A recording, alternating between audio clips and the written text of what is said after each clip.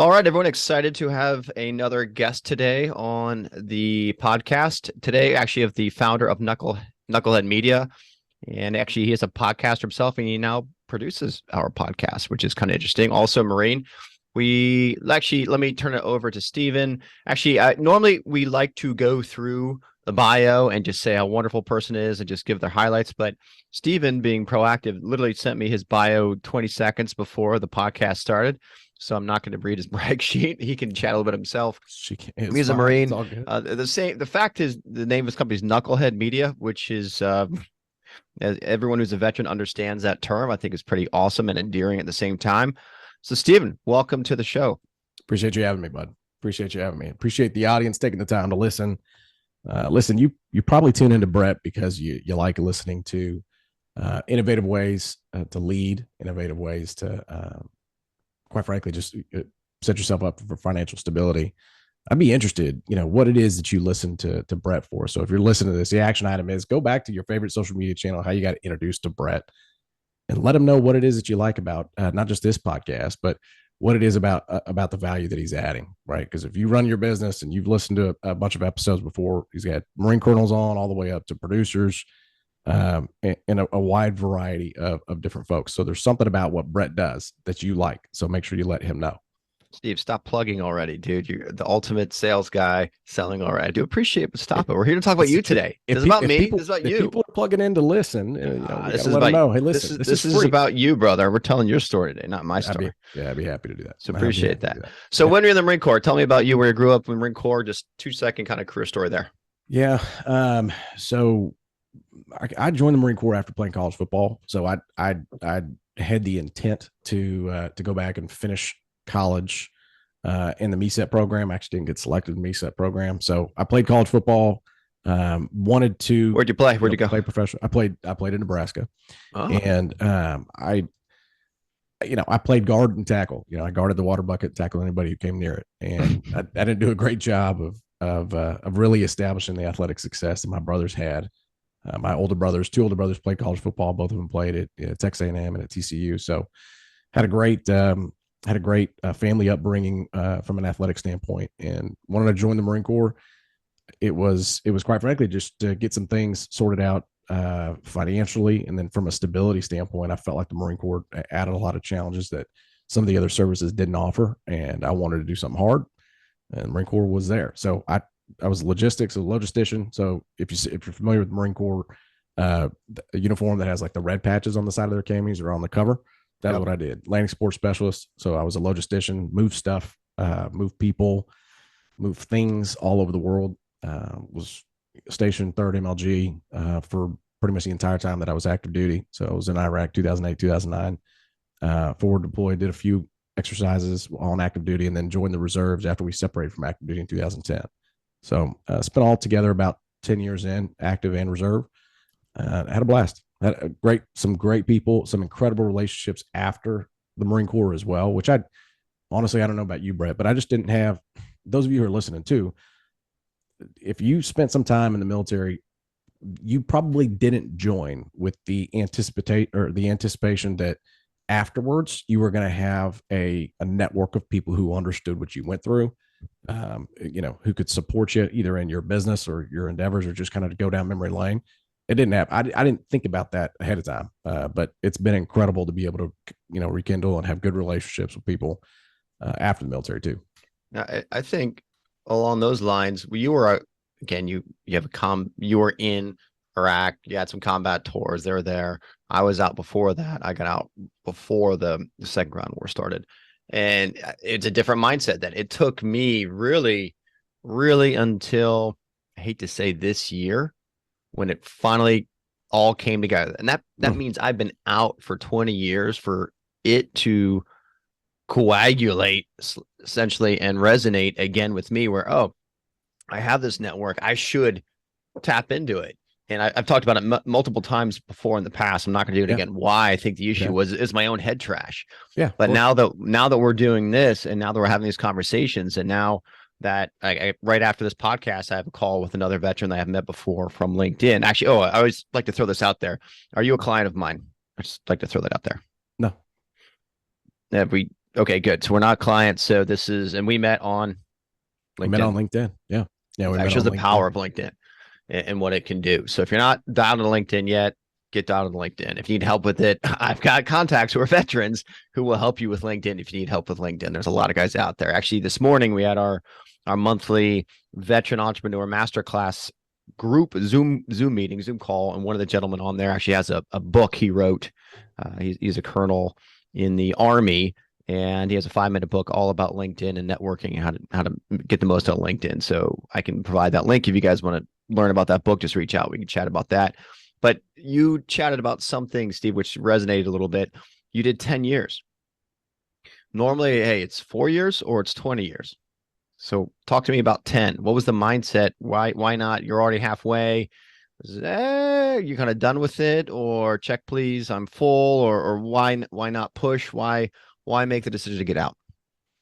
Yeah, it's a good question. I get asked that quite a bit when it comes up for folks who have context, right? So if you're not from the military, or if you didn't grow up around the military, essentially what Brett just referred to is the 20-year tour. So you have the ability to draw retirement, for up to 50% of whatever it is that you were paid at that point in time, and then it's a little bit different in the reserves. But long and short of it is I just wasn't interested in you know I had already had 2 knee surgeries by the time I separated after right at 5 years active duty, just under 5 years of active duty.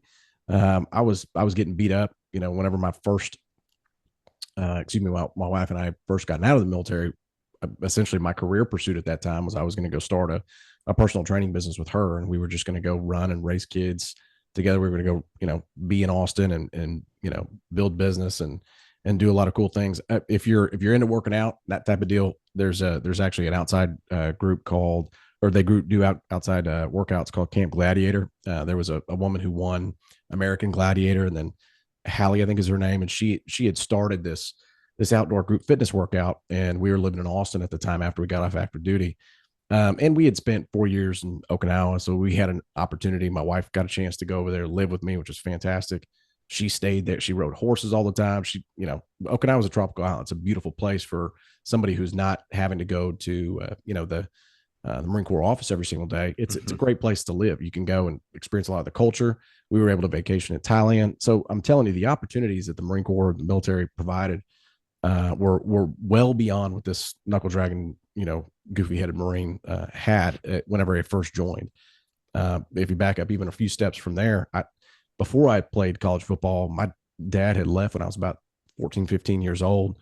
And when I say he left, I was going to high school in Nebraska at the time, and he left and he moved to Washington, D.C. Now, I didn't really have a whole lot of relation still there in Nebraska. As a matter of fact, my older brother had just graduated from college, and he had kind of moved up there, and then he was between Texas and Nebraska. So I didn't really have a consistent place to stay. So I moved in with a buddy of mine. I poured concrete for construction, in the morning just to make money. And I moved in with my, like I said, my buddy, but I slept on his basement floor. So that was how I grew up. I finished high school, kind of scraping by and figuring out how to survive. That's what I did. But then I was able to earn an opportunity to play college football after that, so I could work hard, right? And that wasn't a problem. Just working smart, it's a little bit different. It's a little bit different of a category. So after backing up, you can fast forward even through my time in the Marine Corps. I knew that in order to actually work smart and kind of leverage that one to many result and have like this a much larger impact than just the one like the one motion of my work. I wanted to have I could essentially leverage a work output through teams. I wanted to lead teams. I wanted to build teams. I wanted to build business. I wanted to go and have an impact and a result. And so that's what drew me to running my own business. Again, willing to work hard, not necessarily willing to work as smart. And so I got introduced to the technology side of business down in Austin in the early 2000s. And there's a lot of equity backed startups that are down in Austin that do a pretty damn good job, I think, of exploiting opportunity and creating some good success and careers, monetary success for businesses and people. But it's not always the most nurturing environment for ideas that don't line up with like left leaning ideology. And so there was a little bit of a friction and challenge that I had with a lot of those thought processes, and that led to a little bit of button heads with some corporate execs and some folks that didn't necessarily think the same way that I did, and I didn't think the same way that they did. So, hey, listen, I was trained to fight, so I was good at fighting, and that's really all there is to it. So, anyway, long story short is that led to some really cool opportunities, some really great leadership opportunities, and also some painful learning experiences as well, going through that whole process with transition. Yeah, no, that's good for you to share several things you don't know about me, which you triggered and when you were just sharing. When I was a junior in high school, after my father and I beat the shit out of each other a bunch of times and he threw me out of the house, I was living in my friend's basement. The second half of my junior high school until I moved out of Pennsylvania to Rhode Island with my mom. And so I understand that. And to get by and make just some money to make ends meet and have something, I was doing construction as well. Actually, one of the reasons I learned about Tulane, where I went to school and ended up picking up an ROTC scholarship, was I was actually tarring a woman's roof in Newport, Rhode Island, my senior year of high school summer, doing a construction job. And this woman had this beautiful house, and it was on the water in Newport, Rhode Island. If you've ever been there, it's a beautiful place. And the mom came out of the owner. She's like, "Oh, are you almost in college?" And I'm getting there. She's like, "Oh, my son goes to Tulane." And I'm like, "Oh, what's Tulane?" So I kind of heard of Tulane by tarring a woman's roof. So I understand. I think you and I are more similar than you think. And also, I bet I wouldn't say. I guess screw it. I fight. I do fight, and I'm a verbal thinker, and I have a conscience, and I'm brutally honest to a fault, which probably makes me a decent podcaster. Love me or hate me, but what I'm telling you is the truth, and you may not like it, but it's the truth. And with that, though, in corporate America doesn't care what you think. Corporate America just wants you to be in your box and do what you're told and just maximize revenue and just stay in your box. Don't think out of the box. Just be in that box. And so you're punished for thinking, you're punished for having free thoughts, you're kind of punished for not staying in your box, I think, in corporate America, which lends yourself, if you have that mentality, if you have that mindset, you get out of it and you get beat down by trying to do what you think is right and knowing that you don't fit and that your thoughts aren't welcome. How can this not be welcome? I mean, no, because you just get punched and kicked and beat till finally you're like, oh, then I can do this on my own and not have to worry about that and not have to worry about my thoughts being told that they're not good, and that I can follow my own creative ideas and I can build something that I want to build. It's called entrepreneurship. And so I think there's no better catalyst for most entrepreneurs than realizing maybe you don't fit that mold of being just told what to do, to sit in the box. Even the military, sometimes a lot of guys, and even the officer side, there's the left side, officer side, you quote knuckleheads. Like, some people just don't like being told what to do, especially if you don't believe in the mission, if you don't believe in the orders. Actually, you're taught as an officer to question orders if they're not coming from a place of integrity. But a lot of times you're taught to question, but when you do question, like, why are you questioning? It's one of the double-edged sword there, right? They want you to, you can't, like the German job, you can't say we killed the Jews because I was just following orders. You can't say that because you've got a moral compass and you have to listen to that. But it's interesting, I think. And so I think the path you have chosen is a long-winded answer. The path you've chosen, the path you've followed. And I'm going to ask you for a story momentarily. So I'm giving you a warning order of the lessons learned, and you beat yourself up. It's a hard part as an entrepreneur, even before you're an entrepreneur, when you're in that corporate structure and that's all you know, and it's paying you and it's keeping you alive and you're surviving and you're not fitting in. You don't play that game well, and you all of a sudden may lose that revenue because you may lose that income because you don't follow along. You don't play the game, and it's an internal battle you have between doing what is the box that you're supposed to do if you just want a job and want to exist. And that job determines your self-worth. That job determines your value. That job determines who you are versus who you really are and what you want to be, and having that freedom, that desire, that creativity to get that. But all that takes confidence, takes mindset, and it takes money. Right. So that being said, you said you had a couple challenges coming out. Why don't you think, if you can, of one failure that comes to mind where you thought life was going one way or your career was going one way, and you just got hit with that sledgehammer and everything stopped and you go a different direction. Assuming you have that experience, I'm guessing we haven't had a conversation before. This isn't scripted. Why don't you share with us your thoughts? Yeah, just to clarify, I think that you touched on a couple points that, I'd be happy to share a story, but if folks are working the job, that's great. Like I still have, so I still work full time. I still run my business full time. I still raise my family full time. I still, there's 168 hours in a week. It took me a long time to realize that until you can get disciplined and have some structure around how you organize your time, you're gonna have some challenges. Not only are you gonna have some challenges, you're gonna have challenges with people not understanding, the amount of things that you have on your plate, the amount of either lack of efficiencies that you've embedded into your work life, balance that you have there, and then how well you've trained your team. Right? There's people that can be an extension of you. There's a guy who we've hosted on a podcast. I'm fortunate enough to talk with a bunch of people. Yes, you talked about me hosting a podcast. We do. It's called Knucklehead Podcast. Not Knuckleheads there on the West Coast, where there's some former NBA guys that have guys on their show. They call that Knuckleheads, so it's plural. But we were Knucklehead Podcast well before that one was even started. So Knucklehead Podcast, and we've hosted equity backed CEO. So the equity. Private equity funds, in the way that private equity funds businesses. We've had a lot of the executive leadership on podcasts that we've hosted before, so they could talk through risk mitigation, portfolio management. But the whole premise of our show is what you screw up, what you mess up, what you, not what the success that you had, because people ad nauseum can talk about what they do well. I want to hear what you screwed up.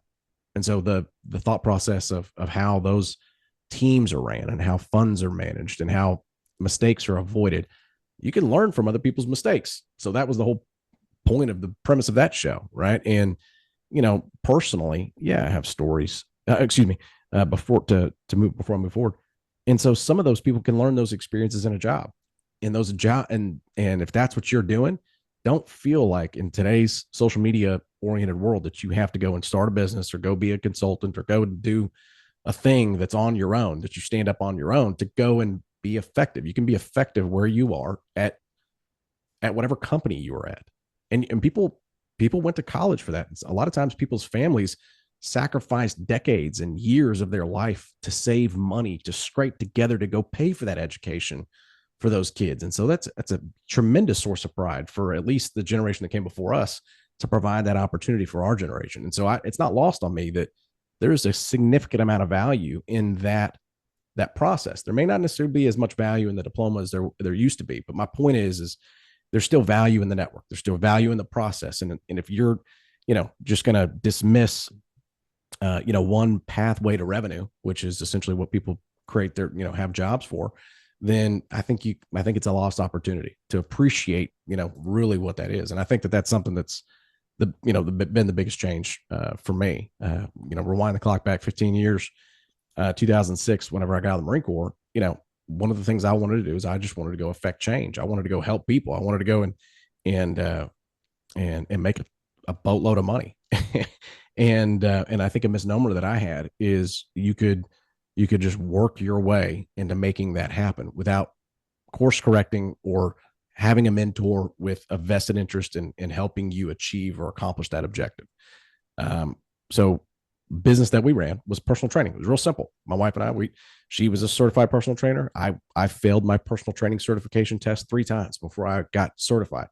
Did I have clients though that paid me their hard-earned money to help them get into shape and trust me with their fitness guidance? Yes. I had a client list of 10 by the time I was actually certified. So I didn't wait around to go make sure the money showed up. I went and got the money and then tried to get the education at the same time to go make that happen. I think that was a credit to, me being able to try to feed my family and my, brand new baby at the time. And my wife and I were working real hard. So we started with doing personal training, and then it became a group fitness business. And then I realized, gosh, everybody who I'm doing training for is paying me because they work somewhere. Maybe those companies need some help and some guidance in terms of how to facilitate some type of fitness and wellness plans to their to their crew. So what we did is I hired somebody to build out a wireframe for a website, put together a few pitch decks, and went and talked to some folks who had some money and had some private equity success, so they could give us some guidance on what to do and how to build this. And we were going to build out a fitness application called LR Engage. If you have health insurance now, Humana has a program called Vitality. So Vitality is a program, a wellness program that employers can go and use, and they can get discounts on everything. And I wanted LR Engage to be that before Vitality existed. So you asked about a failure. The failure is I didn't go raise money. I got scared. I got really scared. I knew I could work, and I know I could work hard, but there was this hesitation that I had with working smart, that I just didn't trust my intellect. And I felt like I had to overcompensate by working hard or rolling people over, instead of just going, dude, I don't know how to do that. I don't know how to go and raise money. Hey, Mr. CEO or person, could you help me do this? I had such a gigantic ego about it that I ended up being a knucklehead and, running that business into the ground to where that didn't happen. We didn't do corporate wellness anymore. We signed like 2 or 3 corporate accounts, and then it went away. And then after that, the group fitness was so taxing.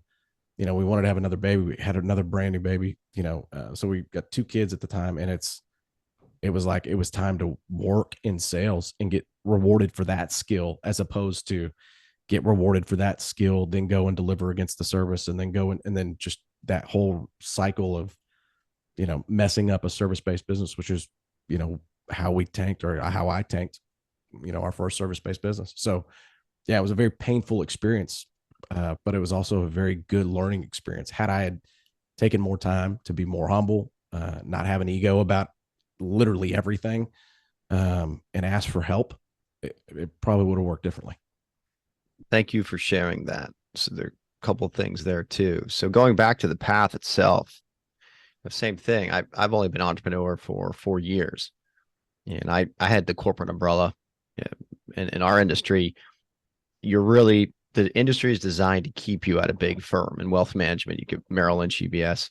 They want you to move from one firm to the other. They'll pay you to move, but they lock you down with a 9 or 10, or I even heard guys 13-year commitments, because they want you to stay if you move, and they want you to be in that box. And if you leave, they come after you for money. So literally they sue you if you leave.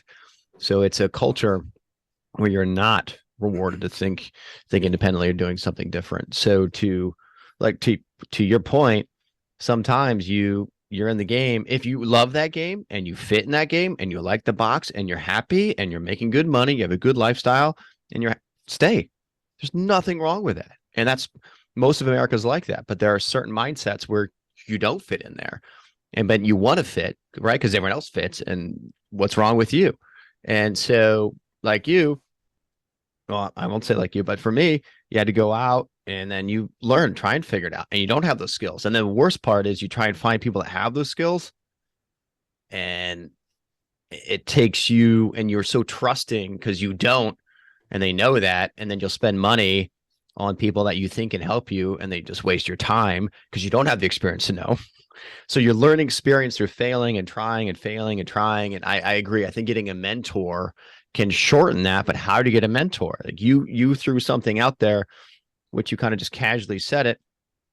But you said you had your business, then you start talking to some guys on private equity. How do you find someone that has private equity? So go back, think about that conversation you had with someone that's PE backed or VC backed, venture capital backed, or private equity backed.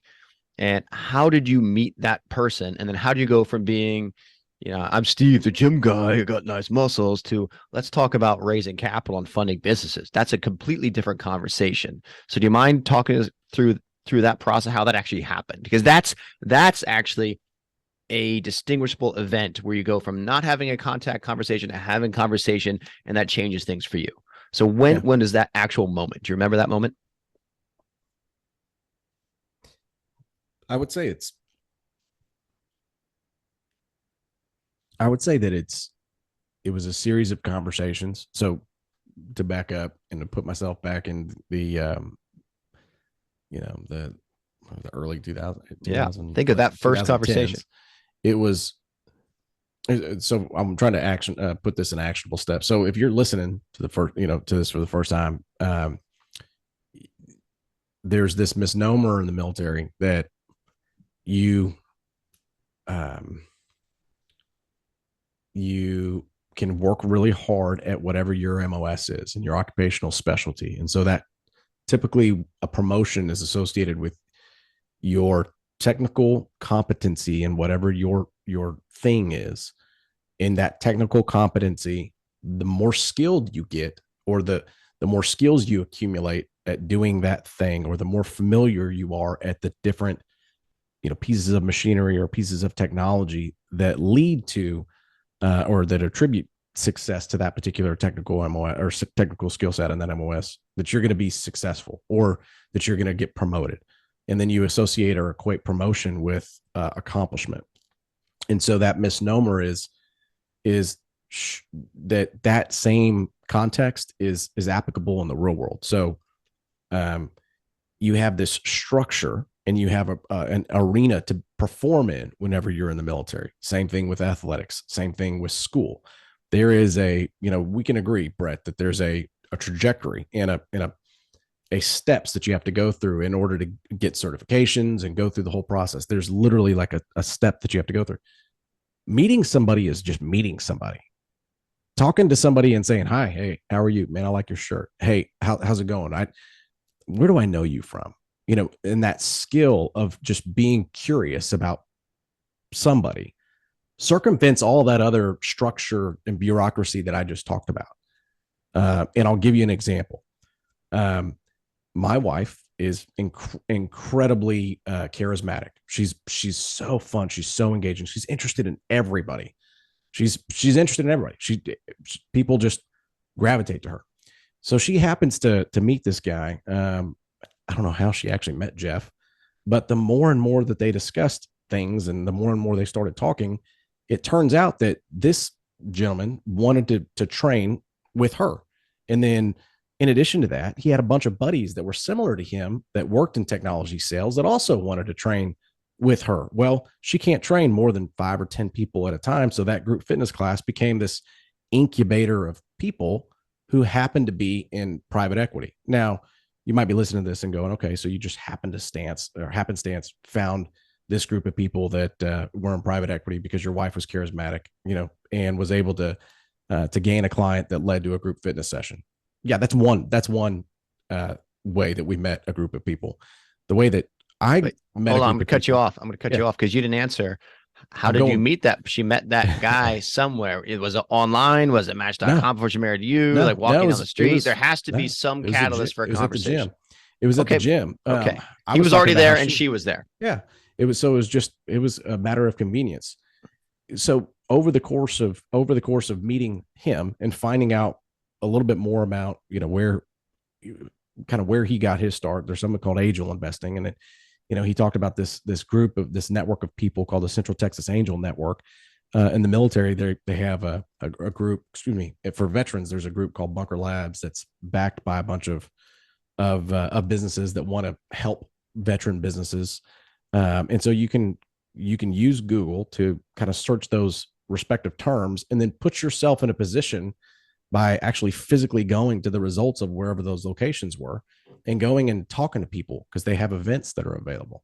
And if they don't have events, then you can go find the people responsible for those events and use tools like LinkedIn to go out and reach those individual folks and establish a credible conversation, not just a conversation out of the blue that has nothing to do with anything. You got to do some research. You got to do some digging. You have to have relevant, timely, and accurate information whenever you're talking to them, or be really good at playing dumb if you don't have one of those three things and just communicate. Hey, listen, I'm probably off base, but there was a gentleman at this particular location, met my wife, figured it wouldn't hurt to just ask, are you going to be at this event coming up? And typically there's some type of connection or correlation between the research and the things that you've searched, and you go and you put yourself in a position. It's very uncomfortable if you don't know anybody, and it's very uncomfortable if you don't have a clear understanding of where it can go. But you have to be willing to kind of look like a dumbass in order to go out there and find what you're looking for. And that's what I did. Which is good. However, you're still kind of not answering, because you're going from building your gym business and your personal training business to now private equity conversations. It's a completely different world. So how did you even know that you wanted to chat with someone in that space? How do you even know what it was? Like, why were you not just like, I don't care if you're a private equity guy, let me talk to you about your waistline, right? So where there was some catalyst, some moment, some thought in your mind, you're like, hey, maybe if I chat with these guys, my business could go a different direction, or I could have a completely different business altogether. There had to be some sort of catalyst, some sort of thought. That's the one moment you went from being, Joseph, I'm going to run personal training business, to there's something else out there. There's another thing. I don't know what that thing is yet, but I have an inkling that I can do more than just the personal training business. And I believe this person, him or her, could help me. There had to be that moment. And that's where, I'm sorry if I'm annoying you, but I'm drilling down, because everyone talks about the fluff and, oh, this happened. Bullshit. Stuff doesn't happen. There are actual conversations. There are actual moments. There are places in time where people have interactions and thoughts. And that one moment is the trigger, the catalyst. It changes everything. So I want to hear that thought for you. What was that moment, that thought, when you went from being, Steven, I'm running my personal training business, to my wife's got some cool clients. I should get to know these guys personally and professionally, not just in a physical workout session. Yeah. I mean, it was, you wake up at 4:30 in the morning to go, train a 5 o'clock session, do that enough times. And you realize that everybody you're going to train, everybody that's going to pay you, is working smart. You were the one that woke up at 4:30. You were sure you're, hashtag gym life, right? And I'm not doing that to dunk on anybody who's, social media influencer that's out doing fitness right now. But the reality is if you back up a second and you think about how much of a grind that lifestyle is, if you don't stop to think that, you're going to get old, not only are you going to get old, nobody's going to really care. So what have you done to leverage that time to actually create an opportunity, a business that creates an asset that accumulates cash flow or revenue, and then you can run it effectively to generate cash flow?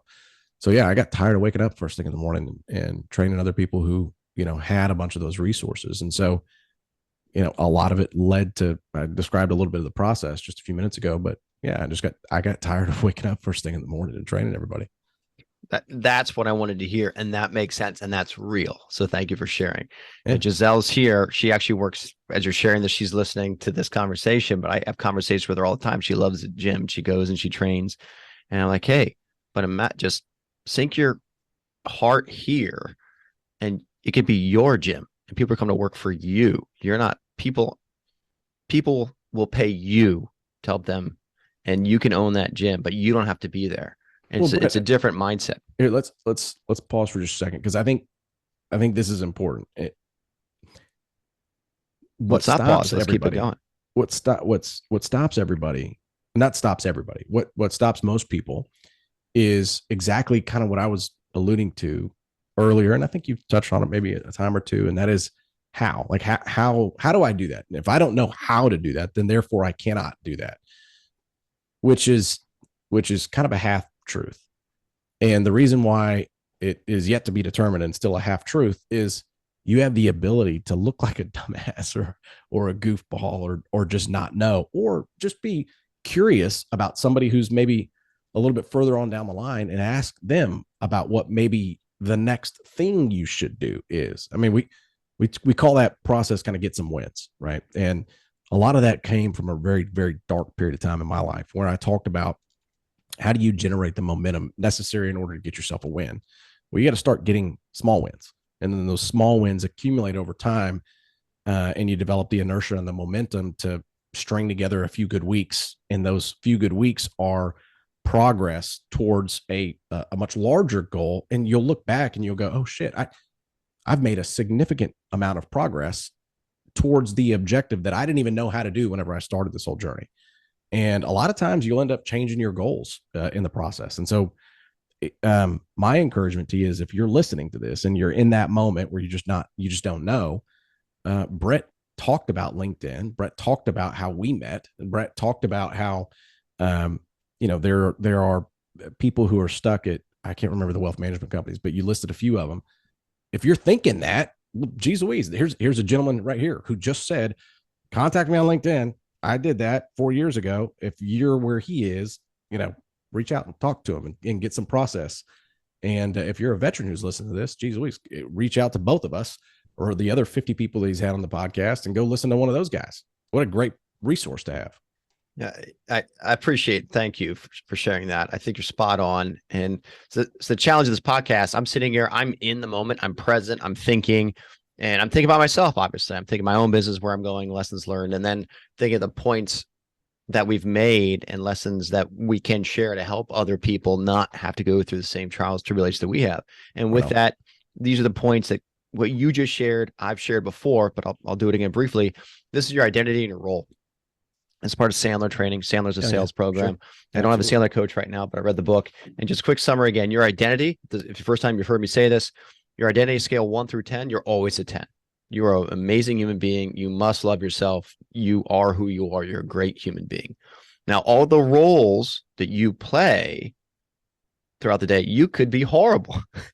Like as a business owner, if you never own a business, role scale 0 being never own a business, 10, you're Fortune 500 CEO, you're probably a 0 or 1 to start.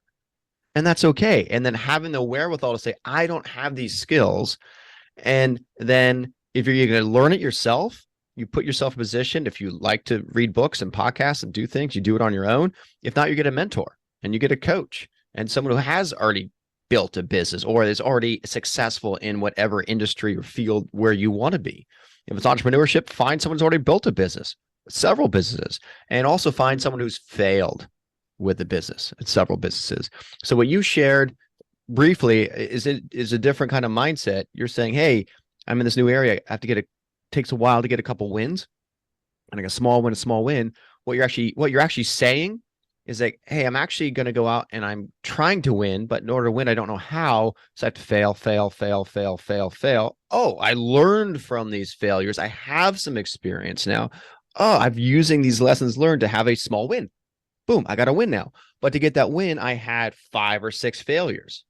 Now you can learn by failing over and over, which is, hey, that's my life. That's how I've done it. I've tried to have mentors in other areas, but then eventually you get the skill set, the knowledge, and the wherewithal to recognize, hey, I have a gap here, and you can take the personal time to learn it, or you have the aptitude and the confidence to look yourself in the mirror and say, I don't have this skill set. My role here is a low number.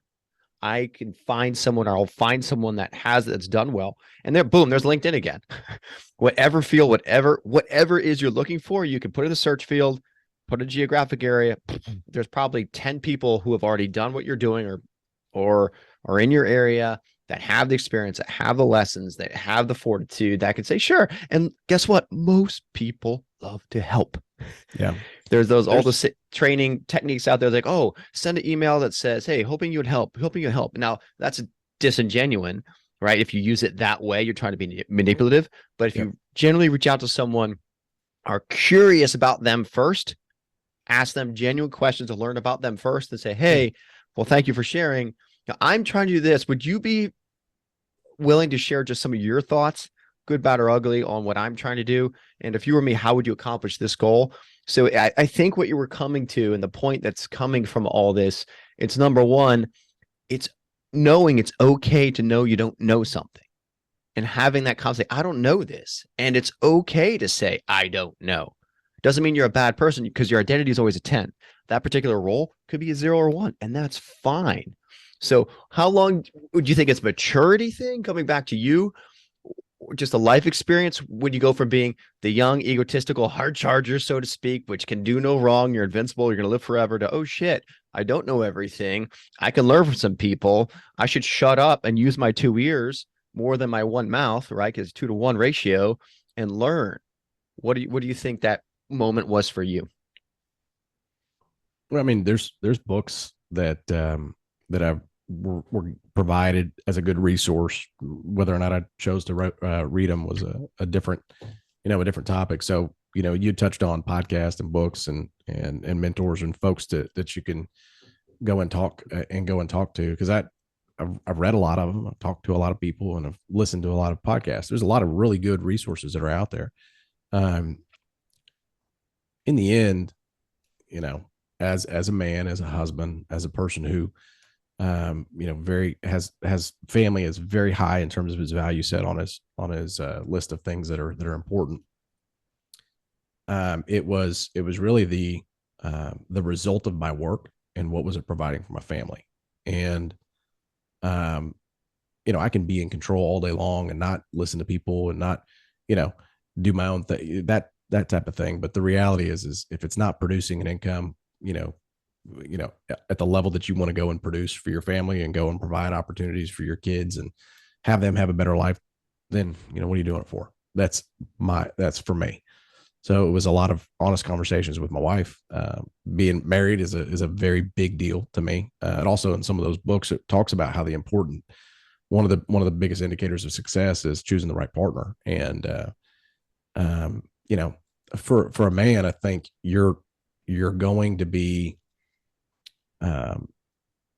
you have, two really courses of action that you can take. You can be a victim or a victor. And if you're going to blame, my wife always says that to my boy, she's like, to blame is lame. And it's true. You can point the finger at other people, or you can point the finger back at yourself and realize that you have the ability to go and do something about it. And if you decide to take the easy road out, you essentially are training your brain to always look for the way out as opposed to the way through or the way around something. And so I would say just enough honest conversations, because I value my wife and I love my family, and we're going to win either way, because that's what we do. I think what you just shared was awesome. There's a poster I want to order. I haven't quite ordered it yet. It's a Viking poster, and it's got Ragnar Lothbrok on it, and saying his face is covered in blood. He's staring right at it's a painting, but just looking forward. And he's like, I do not know how I will win. I only know that I will not lose.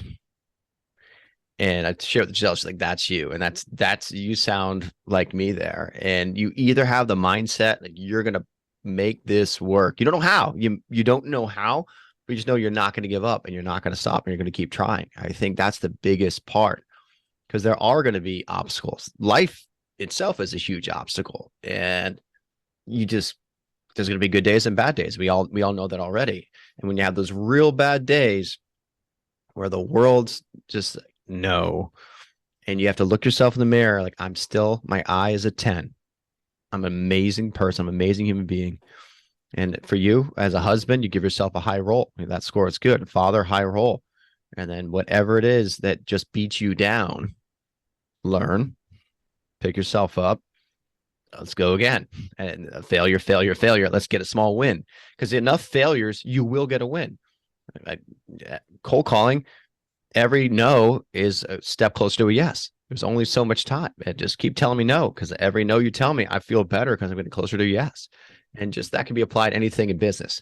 So we're getting close to time. I think you and I, actually, what I wanted to do was go into also what you're doing now and how your company's now and how you balance between Knucklehead and your other gig. And I think we should, if you'd like, I'd love to have you back. Would you like to come on again? Yeah, of course. I'd be happy to. Awesome. Be happy to. And we could, I think another thing that we can wrap this particular section with, or even just use this. My point, something that changed also was I wanted to only be successful being a business owner, as opposed to understanding that there is 168 hours in a week. You can work and be successful and crush it in your career and still do a lot of things. Just go and follow anybody on LinkedIn who's got a really sizable following. And I'll give you an example.